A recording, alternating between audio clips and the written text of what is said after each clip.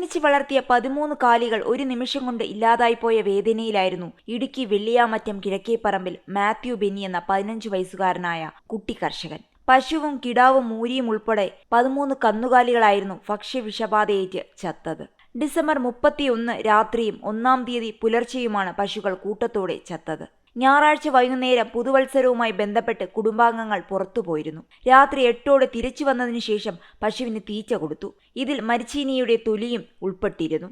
അമ്മ ഷൈനിയും ചേട്ടൻ ജോർജും അനുജത്തെ റോസ്മേരിയും ഉൾപ്പെട്ട കുടുംബത്തിന്റെ ഏക ഉപജീവന മാർഗമായിരുന്നു ഈ കന്നുകാലികൾ. ഇവ പോയതോടെ ജീവിതം തന്നെ പ്രതിസന്ധിയിലായ അവസ്ഥയിലാണ് മാത്യുവിന്റെ അവസ്ഥ കേട്ടറിഞ്ഞ ഈ കുട്ടി കർഷകന് ആശ്വാസമായി എത്തിയിരിക്കുകയാണ് നടൻ ജയറാമും സിനിമാ പ്രവർത്തകനും. ജയറാമിനെ നായകനാക്കി മിഥുൻ മാനുവൽ തോമസ് സംവിധാനം ചെയ്യുന്ന അബ്രഹാം ഓസ്ലർ എന്ന ചിത്രത്തിന്റെ അണിയറ പ്രവർത്തകരാണ് മാത്യുവിന് സഹായ വാഗ്ദാനവുമായി എത്തിയിരിക്കുന്നത്.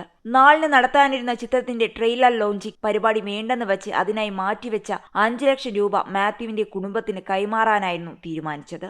ജയറാം എന്ന് നേരിട്ട് തൊടുപുഴയിലെത്തി തുക കൈമാറി. ഇവർ അനുഭവിച്ച സമാനമായ അനുഭവം 6 വർഷം മുൻപ് അനുഭവിച്ചതാണ് താനെന്ന് ജയറാം പറഞ്ഞു. ഒരു ദിവസം പെട്ടെന്ന് ഒരു കിടാവ് വീണ് വയറ് വീർത്ത് ചത്തു. 22 പശുക്കളാണ് രാവിലെ മുതൽ വൈകിട്ട് വരെയുള്ള സമയത്തിൽ ചത്തത്.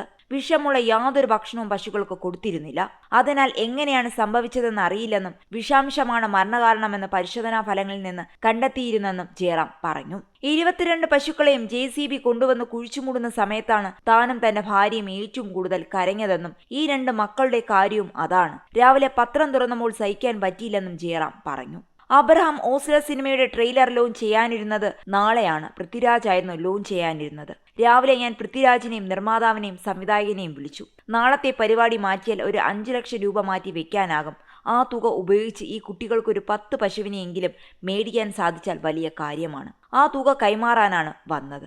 ഈ കുഞ്ഞുങ്ങൾക്കൊരു 10 പശുവിനെയെങ്കിലും ആ പൈസ വെച്ച് മേടിക്കാൻ സാധിച്ചാൽ അതല്ലേ സന്തോഷം. ഇവരെ നേരിട്ട് വന്ന് സമാധാനിപ്പിക്കണമെന്നും എനിക്കുണ്ടായിരുന്നു. ഇവിടെ തന്നെ 100 പശുക്കളെ വളർത്താനുള്ള തൊഴുത്ത് ദൈവം ഉണ്ടാക്കി തരട്ടെ.